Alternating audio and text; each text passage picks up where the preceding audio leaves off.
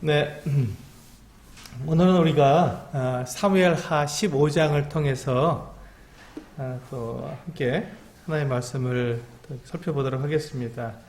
오늘 사무엘하 15장에 제가 정한 제목은 참 지도자와 거짓 지도자를 분별하라. 참 지도자와 거짓 지도자를 분별하라. 이런 제목으로 말씀을 드리겠습니다. 이제 오늘 이 사무엘하 15장은 참 이게 비극적인 다윗의 생애에 있어서 어쩌면 가장 비극적인 상황이 아닌가 생각이 됩니다. 왜냐하면 다윗이 정말로 사랑했던, 정말 사랑한 이 자기 아들, 셋째 아들 압살롬이 다윗을 반역하는 그 같은 장면이 나오기 때문에 그렇습니다. 그 아들이 아버지를 반역해서 아버지를 죽이려고 하는 이 어떤 상황까지 가는 것이 정말 얼마나 끔찍한 일인가 하는 생각을 갖게 됩니다. 그런데 그렇다면 그와 같은 일들이 왜 일어났는가, 어떻게 일어나게 되고 어떻게 그 압살롬이 그 다윗 왕을 반역하는 일이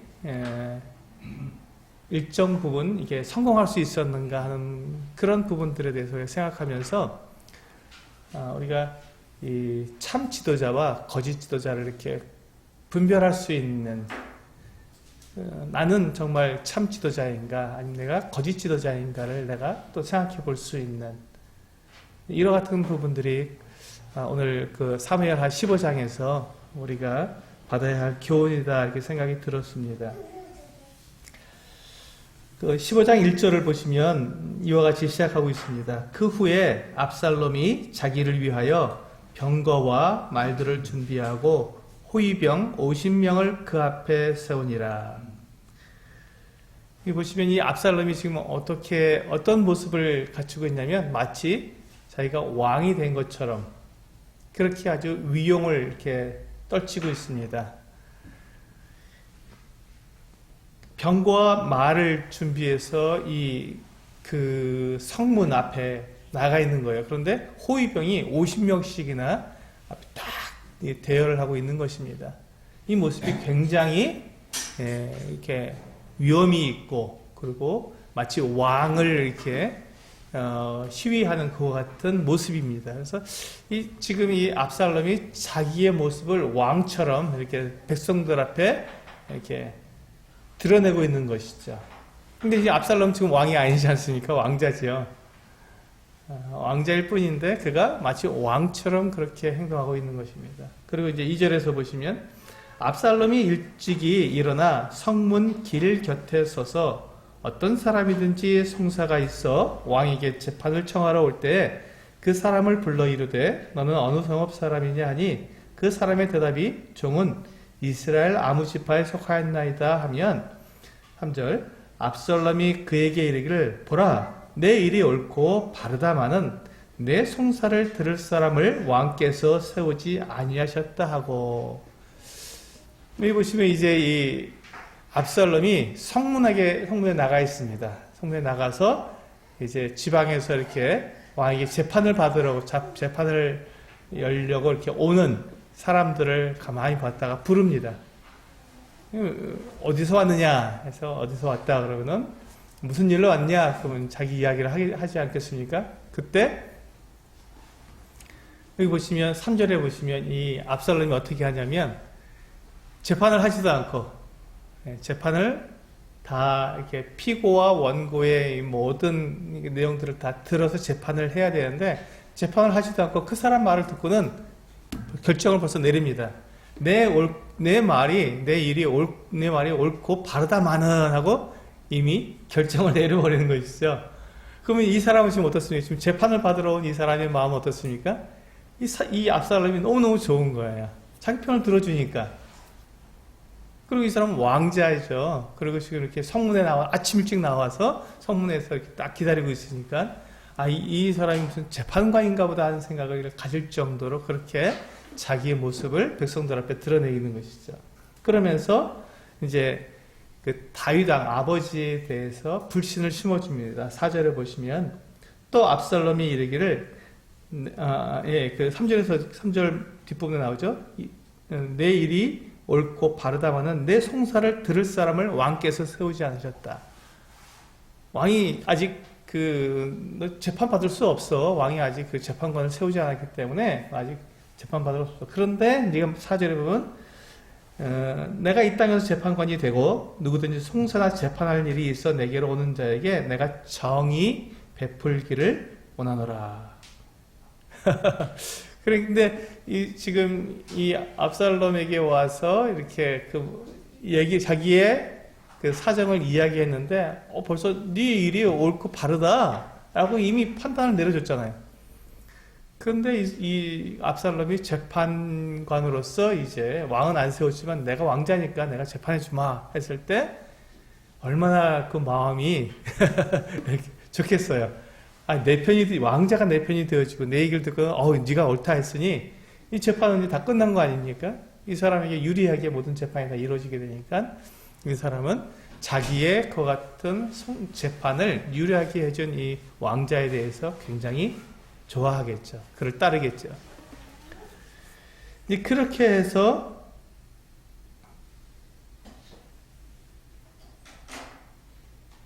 네, 6절에 보시면 이스라엘 무리 중에 왕께 재판을 청하러 오는 자들마다 압살롬의 행함이 이와 같아서 이스라엘 사람의 마음을 압살롬이 훔치니라. 이렇게 되어 있습니다. 훔쳤다고 되어 있습니다. 그럼 압살롬이 지금 하고 있는 이 행동은 사람들의 마음을 훔치는 행동이라는 것이죠. 성경이 그렇게 말씀하고 있습니다. 훔쳤다라고 말씀하고 있습니다. 그러니까 지금 이 압살롬은 원래 이런 사람이 아니었는데 자기가 꾸며서 백성들에게 자기를 그렇게 나타내 보여주는 것이죠. 왜 그렇습니까? 자기가 왕이 되기 위해서. 자기가 왕이 되기 위해서 지금 이와 같은 일을 꾸며서 행하고 있는 것입니다. 그러니까 지금 이 압살롬을 보았을 때 이 압살롬은 왕이 될 자격이 없는 사람이죠. 원래가. 왜냐하면 자기의 본 모습을 가지고 백성들에게 나아간 것이 아니라 백성들의 마음을 훔치기 위해서, 즉 왕에게로 가야 할 그 마음을 자기에게로 이렇게 돌리기 위해서, 백성들의 마음을 훔치기 위해서 이렇게 자기의 본 모습이 아니라 꾸며낸 모습으로 백성들을 만났기 때문에 이 압살롬은 참 지도자가 아닙니다. 거짓 지도자이죠. 그 사람은 왕이 될 자격이 없는 사람인데 왕처럼 꾸며낸 것입니다. 그래서 우리가 여기서 이제 보게 되면요, 우리가 여기서 한 가지 정의를 내려야 하는데 그것이 무엇이냐면, 우리가 여기서 이제 많은 경우에 혼란을 가져오는 게 있습니다. 그렇다면 내가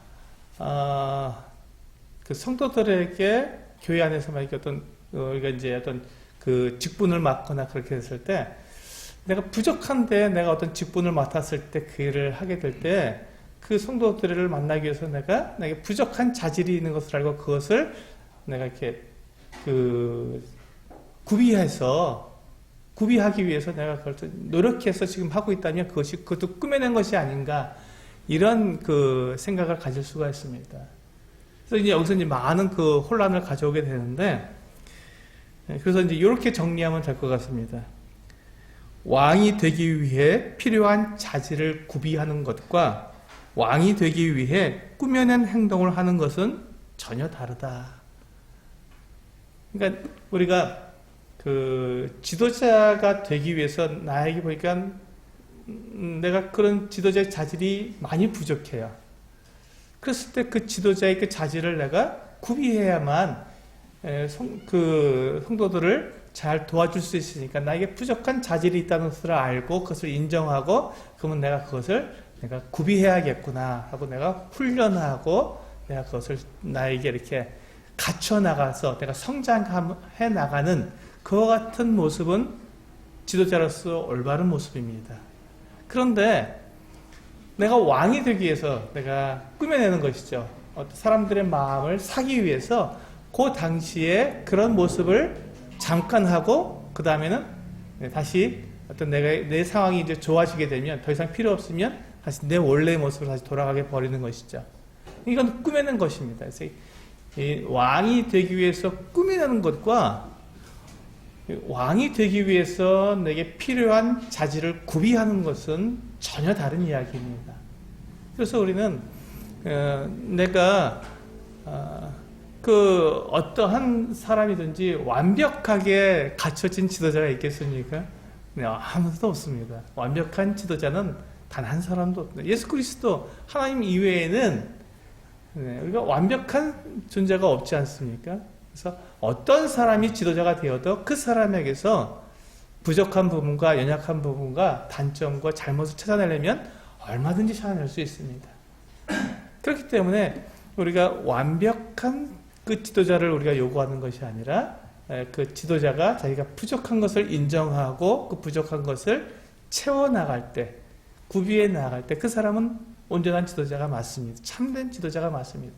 그런데 나에게 내가 그 지도자가 되기 위해서 지도자가 되기 위해서 내가 이렇게 나를 갖다 포장하거나 꾸며내게 됐을 때 그것은 다른 이야기입니다.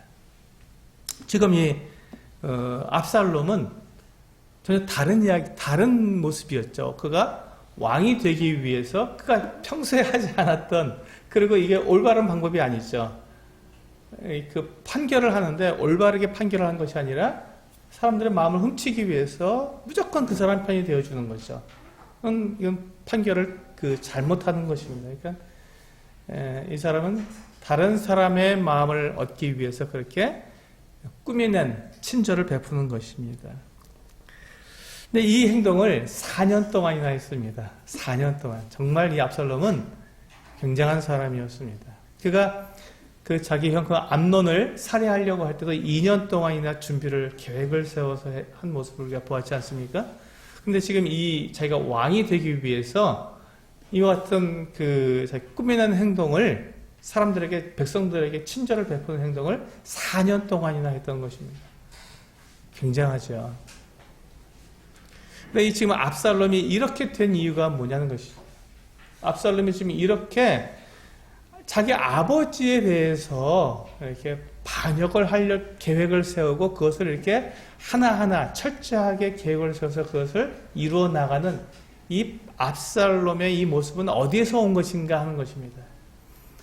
압살롬은 어머니가 구술 땅의 공주였습니다.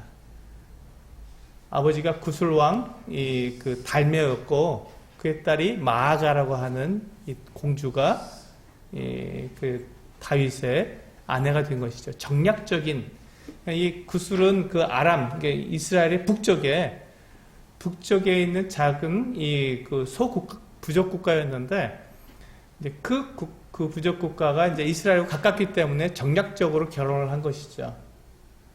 근데 이 마아가는 이스라엘 여인이 아니었기 때문에 압살롬에게 이 성경적인 가치관이나 또한 하나님을 경외하는 그 같은 것을 가르치지 못했던 것이죠. 그는 이방 여인이었기 때문에 자연스럽게 세속적이고 그리고 그렇게 자기중심적인 그 같은 것들 아마 압살롬에게 가르쳐줬던 것 같습니다.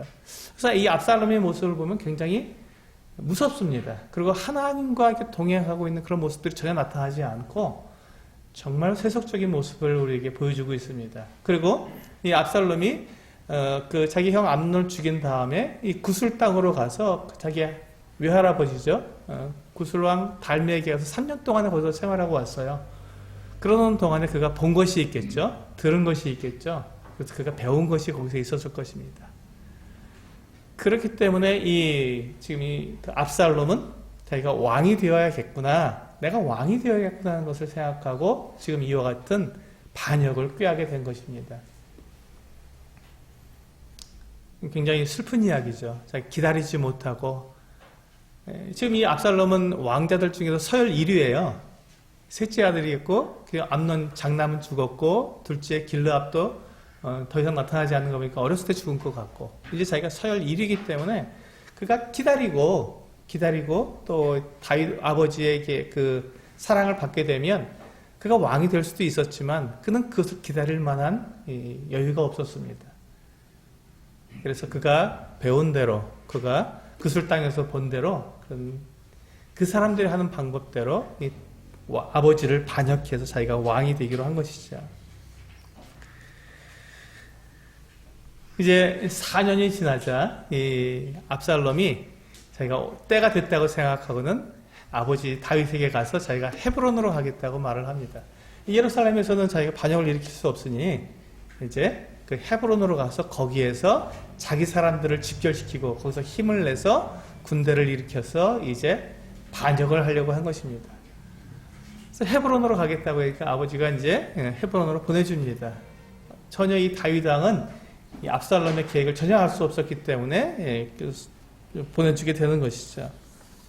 그래서 그 헤브론으로 가서 거기에서 누구를 부르냐면 아히도벨이라고 하는 다윗 왕의 모사, 전략가죠. 이 아히도벨을 이게 이제 기별을 해서 자기 편으로 만듭니다.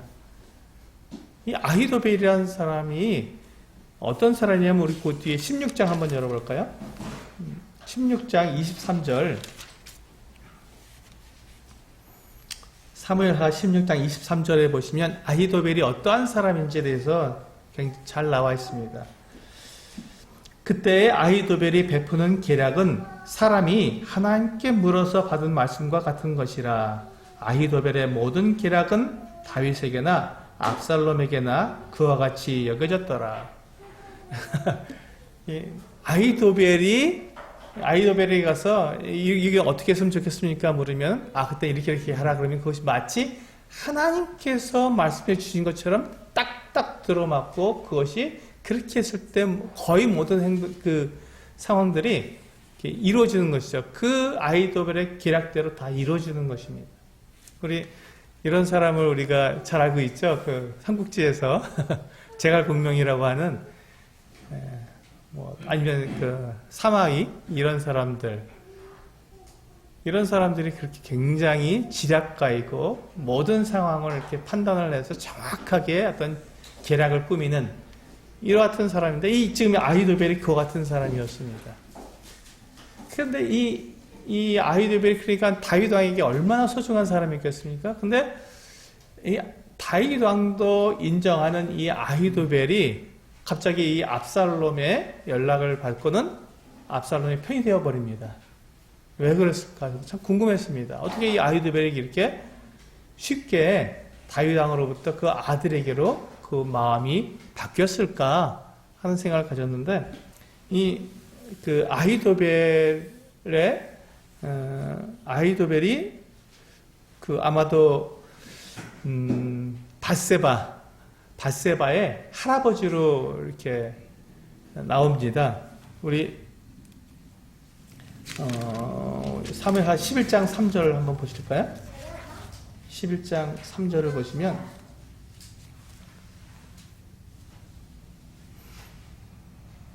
밧세바가 어떤 사람인가를 알아봤을 때 11장 3절에 보니까 다윗이 사람을 보내 그 여인을 알아보게 하였더니 그가 아뢰되 그는 엘리암의 딸이요 햇사람 우리아의 아내 밧세바가 아니니까. 그래서 이 밧세바의 아버지가 엘리암이라는 사람입니다.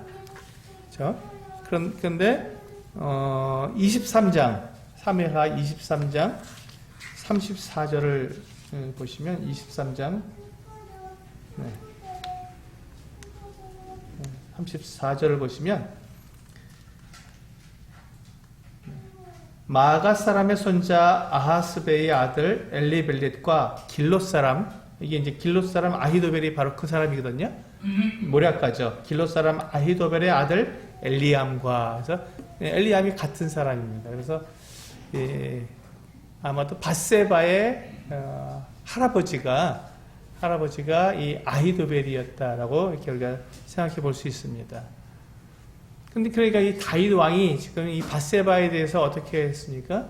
그가 추행을 했고 또 자기의 밧세바의 남편을 또 모살했기 때문에 아마 아히도벨은 그것에 실망을 해서 다윗 왕에 대해서 굉장히 분개했고 다윗 왕의 그 잘못에 대해서 화가 났기 때문에 지금 이렇게 압살롬이 자기를 불렀을 때 압살롬이 그걸 알았겠죠. 그 관계를 알았기 때문에 이 아히도벨에게 그렇게 연락해서 아히도벨이 압살롬의 편이 됩니다. 그렇게 해서 이제 아히도벨이 압살롬의 편이 되니까 사람들이 압살롬에게로 더 많이 모이게 되죠. 헤브론에서. 그렇게 해서 이제 이 압살롬이 왕권을 더 공고하게 해서 드디어 자기가 왕이 되었음을 선포하게 되고 예루살렘으로 군사를 이끌어서 쳐들어오게 됩니다.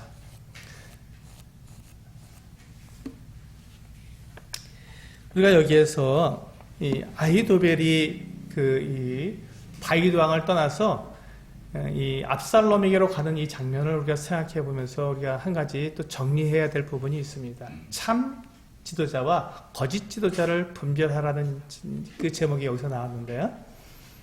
아히도벨은 굉장히 지략가고 굉장히 똑똑한 사람이요. 모든 것들을 잘 판단하는 그와 같은 사람이었는데 그가 어떻게 이 하나님의 사람이었던 다윗 왕을 떠나서 지금 반역을 하고 있는 그 압살롬 편이 될 수 있었는가? 여기에서 이제 우리가 종종 이런 실수를 우리도 종종 할 수 있기 때문에 이 부분을 정리하고자 합니다. 지금 그 아히도벨이 봤을 때 그 다윗 왕이 큰 잘못을 했습니다. 정말 돌이킬 수 없는 큰 잘못을 했고 죄를 범했기 때문에 그거에 대한 어떻게 참 지도자가 저와 같은 죄를 지을 수가 있느냐, 도저히 용납이 안 된다 하고 그 지도자에 대해서 정죄를 한 거죠. 다윗 왕을 정죄를 한 거죠. 그러니까 그 다윗 왕에 대해서 그가 일종의 조처를 취하고 싶은데 그가 잘못한 것에 대해서 그가 어떤 보복과 같죠. 보복하고 싶은데 그게 바로 압살롬이 반역을 하겠다 하니까 그래 바로 압살롬을 도구로 삼아서 자기의 그와 같은 이 지도자가 잘못됐으니 잘못된 지도자를 벌하고자 하는 그 같은 마음으로 압살롬에게 그가 가게 된 것이죠. 우리 종종 이제 교회 안에서도 어떤 우리가 인도자들이 있을 때, 인도자들이 잘못됐을 때, 인도자가 잘못하고 때로는 우리가 실수를 하고 또 그렇게 되었을 때 그 인도자에 대한 그 실망, 그것 때문에 그 인도자에 대해서 우리가 험담하기도 하고 또 인도자에 대해서 이렇게 반항하기도 하고 또 이렇게 어떤 세력을 모아서 인도자를 갖다 이렇게 곤란하게 만드는 이와 같은 모습들을 교회 안에서 종종 보게 됩니다. 근데 그것이 과연 옳은가 하는 것입니다. 지금 이 아히도벨은 이 다윗 왕에 대한 하나님의 약속을 알고 있었을 것입니다. 하나님께서는 이 다윗 왕에게 분명하게 약속해 주셨습니다. 사무엘하 7장에서 우리가 이미 보았는데 다윗 왕에게 하나님께서 약속해 주시기를 내가 수완이 차서 네가 충분히 네 명을 다해서 늙어서 네가 평안히 죽을 것이고 또 너에게서 난 아들이 나를 위해서 그 성전을 지을 것이며 또한 내 왕위와 그 아들의 왕위가 영원히 견고하리라 이렇게 약속해 주셨습니다. 그러니까 다윗은 사울 왕처럼 그가 혹시 잘못을 범한다 할지라도 그렇게 이렇게 폐위되는 그 왕권이 바뀌게 되는 일은 없다라고 하나님께 약속해 주셨습니다. 그다음에 이제 그가 밧세바에 대한 범죄를 했을 때 나단 선지자가 와서 그 다윗을 12장에서 그렇게 그 정죄를 했죠. 그래서 다윗이 그때 어떻게 했습니까? 바로 그 자리에서 인정하고 자기의 죄를 인정하고 자기의 죄를 자백하게 되었습니다. 그때 하나님께서 이 나단 선지자를 통해서 뭐라고 말씀하셨냐면 내 죄를 내가 용서한다. 내 죄가 사해졌다. 그리고 너는 죽지 않겠다라고 약속해 주셨습니다. 그러니까 다윗의 그 같은 잘못, 다윗의 죄악 때문에 다윗을 패하거나 다윗을 이렇게 죽이지 않으시겠다고 약속해 주신 것이죠. 다윗을 용서해 주신 것이죠. 그래서 다윗은 그 하나님의 약속대로 그 다윗의 왕위가 바뀌지 않았습니다. 그렇다면 하나님께서 이 다윗을 그렇게 용서하시고 그렇게 받아주신 그 이유가 뭐냐면, 다윗이 자기가 자기의 죄가 드러났을 때 그것을 숨기거나 변명하거나 가리지 않고 그것을 자백하고 인정하고 하나님께로부터는 징계를 그가 달게 받겠다고 그가 나섰기 때문에 그렇습니다. 이제 이 모습을 우리는 보아야 합니다. 우리가 어떤 사람이든지 지도자도 인도자도 교회 안에서의 아무리 훌륭한 인도자도 실수하고 잘못할 수 있습니다. 이제 그렇게 되었을 때 그 인도자가 자기의 그 실수와 잘못이 드러났을 때 어떻게 행동하는가, 이것이 중요합니다. 그것을 가리고 숨기고 아니라고 이렇게 하는 것이 아니라 그것에 대해서 자기가 그 자백하고 그 징계를 받겠다고 했을 때 그는 그 참된 지도자가 되는 것이죠. 그런데 그렇지 않고 그가 그 숨기고 가리고 또 그렇게 한다면 그것은 잘못된 인도자가 맞습니다.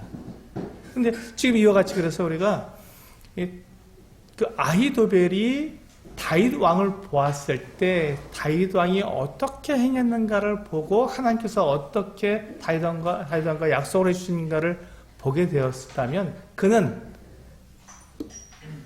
하나님께서 이 다윗 왕을 버리지 않으시고 그를 여전히 이스라엘의 지도자로 삼으셨다는 것을 인정하고 그를 따랐어야 하는 것이죠. 그런데 아히도벨은 그렇게 하지 않고 압살롬의 편이 되어서 자기의 지략으로 다윗을 징계하기 위해 다윗에게 보복할 것 같은 마음을 가졌던 것입니다. 그러니까 이 아히도벨은 순간적으로 자기가 하나님의 자리에 앉게 된 것이죠. 이때 이 아히도벨이 참된 지도자가 아닌 거짓 지도자에게 가게 된 것입니다. 이게 판단이 잘못된 것이죠. 그래서 우리가 여기서 분명하게 볼 것은 정말 이 아무리 친절하고 아무리 멋진 그 같은 그 지도자라도 꾸며낸 것이라면 그는 참 지도자가 아닙니다. 그런데 실수하고 잘못한 그 같은 지도자라도 그가 참된 지도자라면 우리는 그를 따라가야 한다는 것입니다. 그가 참된 지도자라는 것은 그의 실수와 잘못을 자백하고 그것을 인정하기 때문에 또 하나님께서 주시는 징계를 달게 받기 때문에 이게 굉장히 오늘 이 말씀에서 보면 거짓 이 지도자와 참된 지도자가 이제 굉장히 그 특별한 아주 우리가 잘 볼 수 없는 것 같은 아주 굉장히 그 특별한 경우로 나타나고 있는데 이제 우리가 이럴 때 많이 우리는 혼동되기 쉽습니다. 굉장히 친절하고 또 사랑을 베푸는 거짓 인도자를 우리가 어떻게 구분할 수 있는가? 또 우리가 잘못하고 실수하고 또 이렇게 잘못된 것 같은 인도자에 대해서 우리가 어떻게 돼야 되는가, 어떻게 그것을 구분할 수 있는가 하는 것에 대해서 참 많이 우리가 어려워합니다. 그런데 여기서 보시면 이 아히도벨이 지금 다윗 왕과 압살롬 사이에서 그가 누구를 따라가야 했는지를 구분할 수 있는 그 기준이 무엇이겠습니까? 하나님의 말씀이었습니다. 하나님의 약속. 하나님께서 무엇이라고 말씀해 주셨는지를 그가 정확하게 기억하고 있고 그것으로 그가 분별을 했다면 그가 누구를 따라가야 하는지가 분명히 정해졌겠죠. 알았겠죠. 혼동되지 않을 것입니다. 그렇습니다. 우리가 교회 안에서 어떤 우리가 인도자들을 정말 이 인도자가 정말 그 참된 인도자인지 거짓 인도자인지를 구분하는 방법은 그의 어떤 행동이나 말이나 어떤 태도 이런 부분에서 나에게 내 마음을 기쁘게 해주는지 이게 아니라 하나님의 말씀에 합당하게 그가 생활하고 있는지 하나님의 말씀을 기준으로 그 사람을 정확하게 우리가 분별할 수 있어야 한다는 것입니다. 하나님의 말씀만이 기준이지 내 생각 또 내 어떤 감정이 기준이 될 수 없다는 것이죠.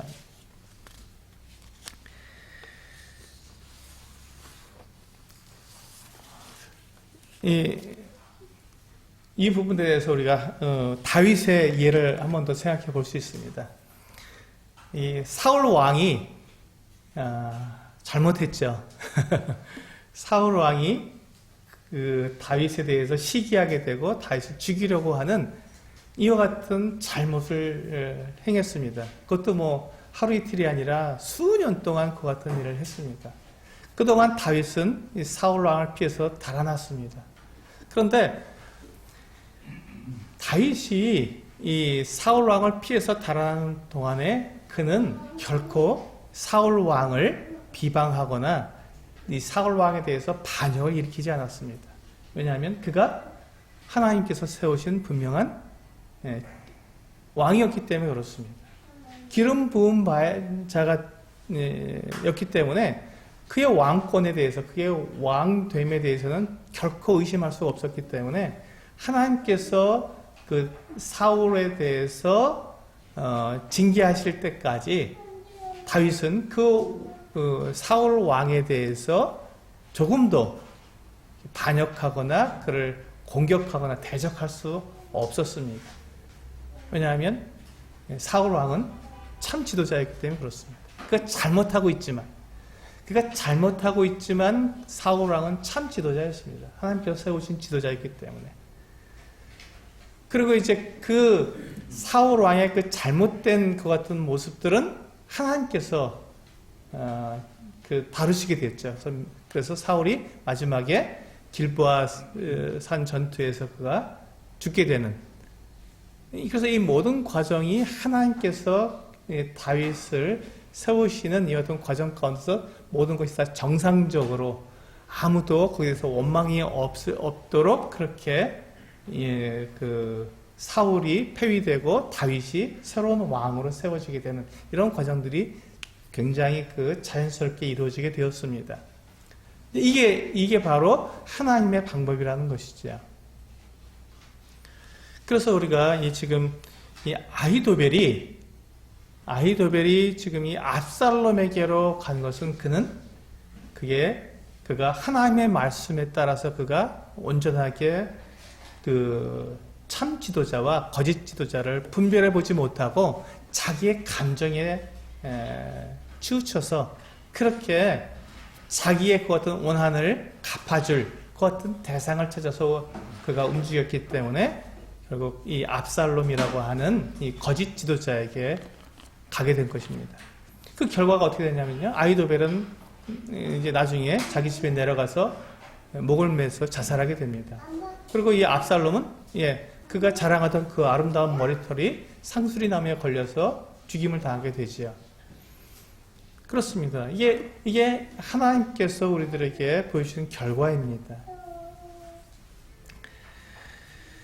그렇기 때문에 우리가 여기서 이 아히도벨이 정확하게 참 지도자에게 그가 갔어야 했는데 그가 거짓 지도자에게 갔기 때문에 그의 마지막이 참 이게 끔찍하게 된 것이죠.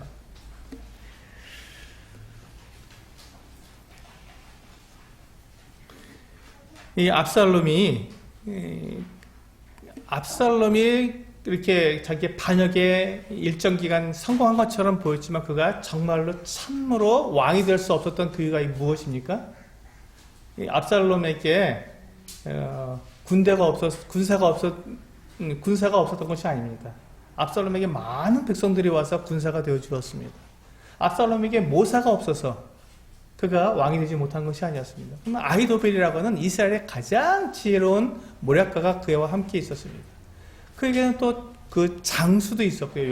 용사들도 있었고 그가 왕이 될 수 있는 모든 조건들이 다 갖춰져 있었습니다. 그럼에도 불구하고 그가 왕이 되지 못한 이유가 무엇일까요? 딱 한 가지입니다. 그에게 하나님이 없었다는 것입니다. 그러니까 이방 나라에서는 이 압살롬의 이와 같은 조건이라면 충분히 왕이 될 수 있었습니다. 그리고 압살롬이 그 초기에 예루살렘을 점령해서 그가 왕이 된 것처럼 보였죠. 그러나 그에겐 하나님이 없었습니다. 하나님이 함께하지 않았기 때문에 그는 이스라엘의 왕이 될 수 없었습니다. 압살롬이 계산하지 못했던 것, 그가 그렇게 그 지혜롭고 모든 계획을 철저하게 세웠던 이 압살롬이지만 그가 계산해 넣지 못했던 그것은 하나님이었습니다. 그렇기 때문에 그는 잠깐 동안 그가 반역에 성공한 것처럼 보였지만 그는 망하게 되었던 것이죠. 그렇습니다. 그래서 우리는 이와 같은 모습을 통해서 우리가 분명하게 누가 참된 지도자이며 누가 거짓 지도자인지를 우리는 여기서 구분할 수 있어야 되는 것입니다. 분별할 수 있어야 됩니다. 결코 어떤 꾸며낸 자질로는 결코 지도자가 될 수 없습니다. 그런데 내가 부족하더라도 그 부족한 것을 인정하고 그것을 구비해 나가는 그 같은 사람은 참된 지도자가 될 수 있는 것이죠. 이게 굉장히 비슷해 보이지만 완전히 다른 것입니다. 지금 여기서 다윗이 그가 정말 하나님의 사람이었고 하나님의 겉은 세우시는 왕이었지만 그는 잘못을 해서 이렇게 징계를 받고 있었습니다. 그럼에도 불구하고 그는 하나님과 함께하는 그 같은 사람이었기 때문에 그가 참된 지도자로서 지금까지도 다윗에 대해서 그렇게 많은 사람들이 칭송을 하고 있는 것이죠. 성경도 다윗에 대해서는 그것을 인정하고 있습니다. 그래서 우리가 이 참된 지도자와 또 거짓 지도자를 구분하는 그 기준은 나에게 있지 않고 하나님의 말씀에 있다. 이것이 가장 중요한 부분이라고 생각이 됩니다. 이제 압살롬이 이제 드디어 헤브론에서 군사를 일으켜서 반역을 해서 수많은 사람들이 다 압살롬의 편이 되었고 압살롬이 이제 예루살렘으로 진격해 온다는 것을 소식을 듣고는 다윗이 황급히 예루살렘에서 빠져나갑니다. 사람들을 모아서 예루살렘에서 지금 도망치는 거예요. 근데 왜 도망칩니까? 지금 다윗에게도 군사가 없었나요? 아닙니다. 있었습니다. 장군이 없었는데 요압이라고 하는 정말 걸출한 장군이 있었습니다. 그럼에도 불구하고 다윗은 예루살렘에서 전쟁을 할 수 없었기 때문에 예루살렘에서 전쟁할 수 없었기 때문에 그는 빨리 빠져나와야 했습니다. 정말 신속히 정리해서 그 예루살렘을 빠져나오는데 얼마나 그 마음이 아팠겠습니까? 다윗의 마음이 너무너무 힘들었겠죠. 자기 아들에게 반역을 당해서 지금 도망치는 이 부끄러운 모습, 그 모습이었지만 참 놀랍게도요. 우리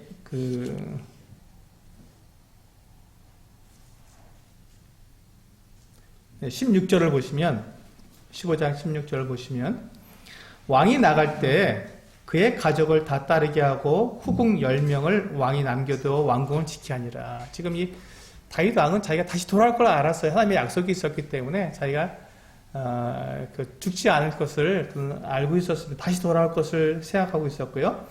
이제 그 다음에 이제 18절을 보시면 이 다윗이 이렇게 자기가 모든 것을 다 잃어버리고 쫓겨나듯이 부끄럽게 지금 도망치고 있는 중에 18절을 보시면 그의 모든 신하들이 그의 곁으로 지나가고 모든 그렛 사람과 모든 블렛 사람과 및 왕을 따라 가드에서 온 모든 가드 사람 600명이 왕 앞으로 행진하니라.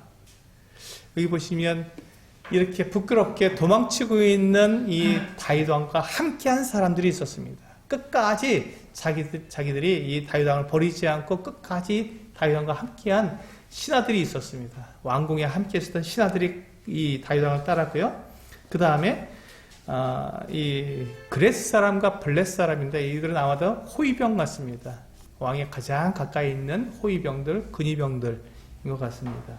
그 다음에 가드에서 온 모든 가드 사람 600명 이렇게 되어 있습니다. 여기 대해서 좀 해석이 분분하지만 일반적으로 여기 대해서 이제 이들이 아마 아둘람 굴에서 이 다윗에게 왔던 400명과 그들이 이제 그 이후에 200명이 더해서 600명이 되었던 가드 지역에서 그 시글락에서 그 시글락성에서 그들이 있을 때 600명이었던 그 600명이 아닌가 이렇게 생각합니다. 왜냐하면 그들이 그때부터 이 다윗 왕과 함께 정말 생사를 같이 했기 때문에 지금도 마지막 이 다윗이 이와 같은 곤란한 지경에도 끝까지 다윗 왕의 가장 가까이에서 함께하는 그 같은 모습이 아닌가 이렇게 생각을 하게 됩니다.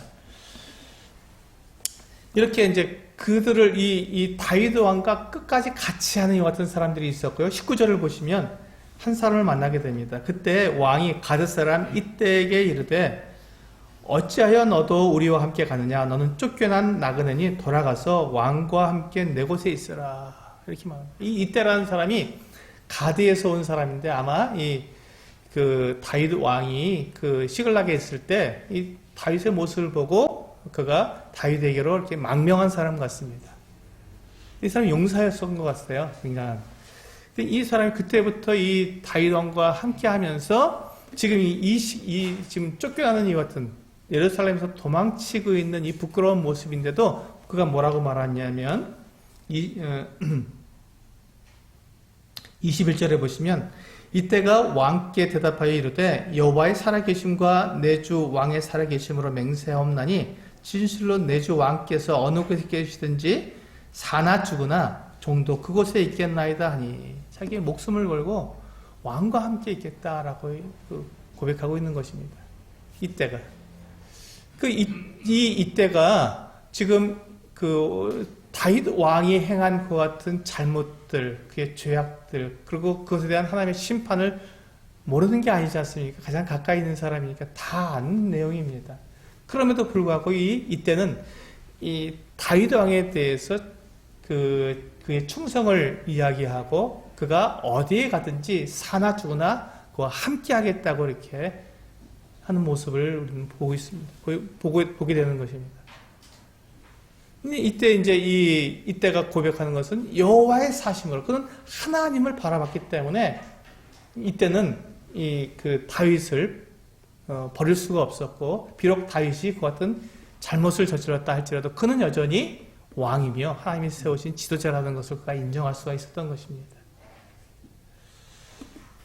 그리고 또 한 사람을 또 만나게 다른 사람들을 또 만나게 되는데요. 이제 그들이 이제 기드론 시냇가를 건넜을 때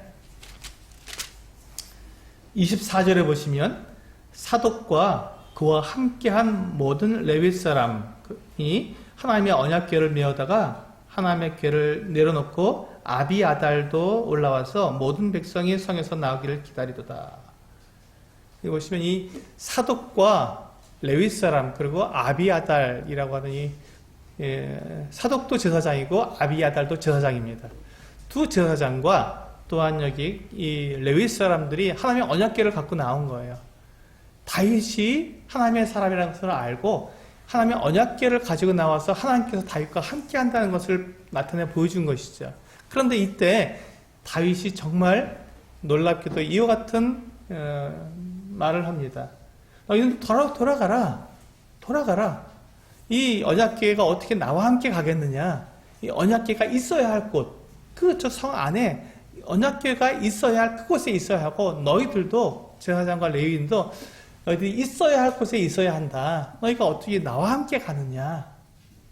지금 다윗은 지금 자기의 처지가 백성들에게 이게 지금 신임을 잃어서 지금 압살롬에게 다 많은 백성들이 넘어갔기 때문에 그가 하나님과 함께 한다고 하는 이와 같은 것들을 보여줄 그 같은 도구가 필요했던 상황이었어요. 그래서 하나님의 언약궤가 다윗과 함께하면 많은 백성들이 다윗과 하나님이 함께 있구나라고 생각하고 그 마음을 돌릴 수 있었을 것입니다. 그런데 다윗은 그와 같은 절호의 기회를 이용하지 않았습니다. 왜냐하면 하나님은 다윗 자기의 임의대로 자기의 편리대로 이용할 수 있는 대상이 아니기 때문에 그렇습니다.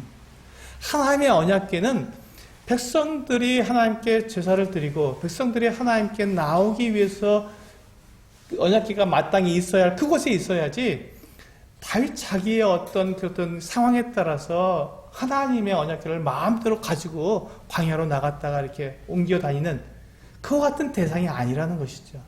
다윗은 그것을 알았습니다.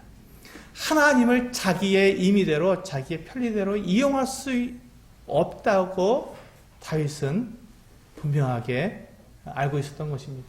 그래서 돌아가서 너희가 있어야 할 그곳에 있고 언약궤가 있어야 할 그곳에 있어야 한다. 만약에 하나님께 나에게 자비를 베푸시다면 내가 다시 돌아와서 언약궤를 내가 볼 것이다. 하지만 그렇게 아니하실지라도 나는 언약궤를 가지고 갈 수 없다라고 이야기합니다. 이것이 다윗의 마음이었습니다. 이것이 다윗의 마음이죠. 이것이 다윗의 올바른 태도였죠. 이제 그렇게 해서 이제 그 사독과 또 아비아달 그리고 레위 사람들 그리고 사독과 아비아달의 아들들인 아히마아스와 또 요나단도 다 같이 다 돌아가서 그들이 해야 할 제사장으로서 레위인으로서 해야 할 일을 성에서 하고 있었습니다. 그런 가운데 그들이 또한 다윗을 돕는 일을 거기서 하게 되는 것이죠. 그리고는 이제 그들이 이제 그 다윗 일행이 이제 감람산 꼭대기를 이렇게 넘어가려고 합니다. 거기 넘어서 내려가야 이제 요단강으로 내려가기 때문에 감람산 꼭대기를 향해서 올라가고 있는데 그때 누구를 만나냐면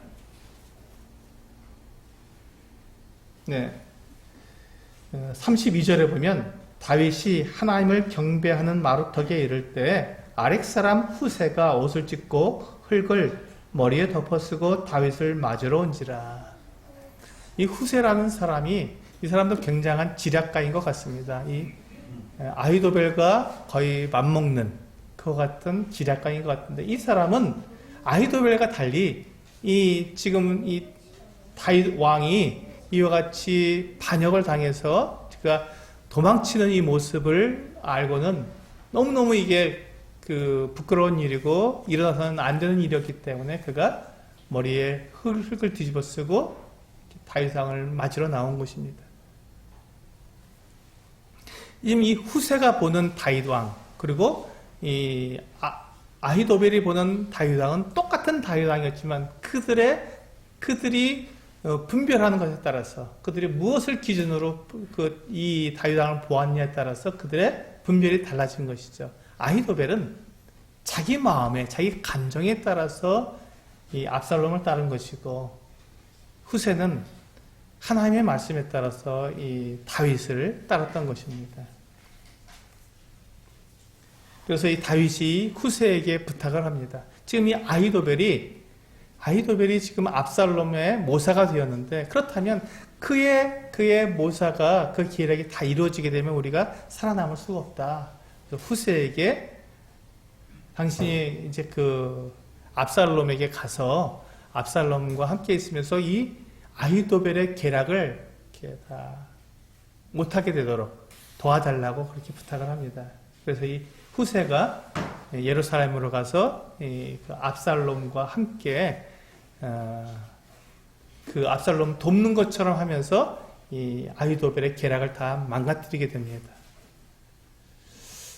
이게 이제 우리 15장의 전체적인 내용입니다. 여기에서 우리가 볼 때 분명히 우리들의 그 환경 가운데 언제든지 참된 지도자와 거짓 지도자가 항상 나올 수 있다는 것입니다. 그때 우리는 누가 참된 지도자이고 누가 거짓된 지도자인지를 우리는 분별할 수 있어야 합니다.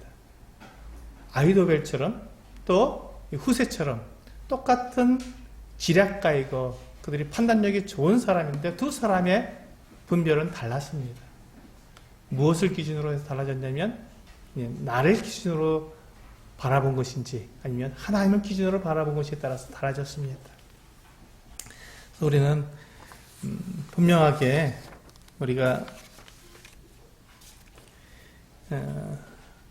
교회 가운데에도 이와 같은 일들이 있으리라고 성경은 우리들에게 말씀해주고 있습니다. 우리 사도행전 20장에 보시면 사도 바울이 에베소 장로들에게 이렇게 조언하는 그들에게 말해주는 모습이 나옵니다. 사도행전 20장 28절부터 보시면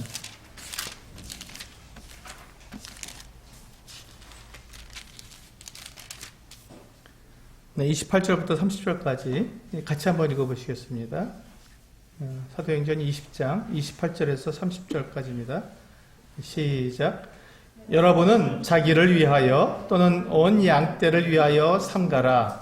성령이 그들 가운데 여러분을 감독자로 삼고 하나님이 자기 피로 사신 교회를 보살피게 하셨느니라. 내가 떠난 후에 사나운 이리가 여러분에게 돌아와서 그 양떼를 아끼지 아니하며 또한 여러분 중에서도 지체들을 끌어 자기를 따르게 하려고 어그러진 말을 하는 사람들이 일어날 줄을 내가 아노라. 여기 보시면 제자들을 끌어 자기를 따르게 하려고 어떤 말을 한다고요? 어그러진 말을 한다. 잘못된 말. 다른 사람들의 마음을 빼앗는, 훔치는, 사람들의 마음을 훔치는 그 같은 잘못된 말들을 하는 사람들이 있을 거라는 것입니다. 꾸미는 친절, 꾸며낸 그 같은 모습으로 사람들을 마음을 훔치는 사람들이 있을 거라는 것입니다. 거짓 선지, 거짓 교사들이죠. 그걸 구분할 줄 알아야 된다라고 이 바울은 에베소 장로들에게 이야기해 주고 있습니다. 우리 베드로후서 2장을 한번 보실까요? 베드로후서 2장을 보시면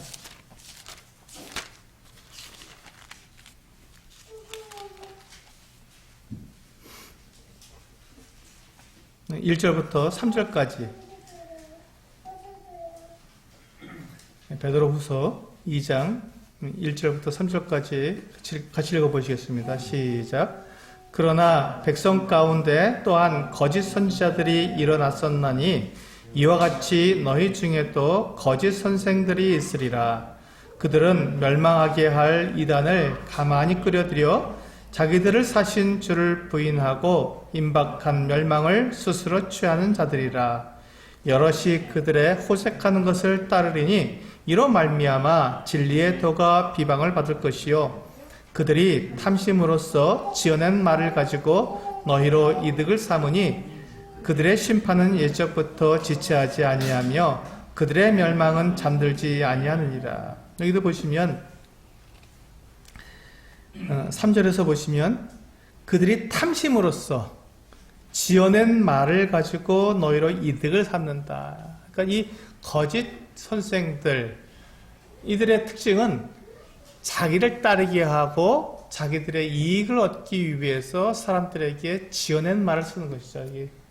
꾸며낸 것의 친절, 또 정말 진리가 아닌 거짓 것으로, 사실이 아닌 꾸며낸 말로 사람들의 마음을 훔쳐간다는 것입니다. 지금 이 압살롬이 한 것과 똑같죠. 그래서 이와 같은 모습들을 우리가 보게 될 때 정말 우리는 분별하기가 쉽지 않습니다. 나에게 정말 친절하게 잘해주고 나에게 굉장히 이렇게 잘 대해주는 사람에 대해서 우리가 이렇게 거절하기가 쉽지 않습니다.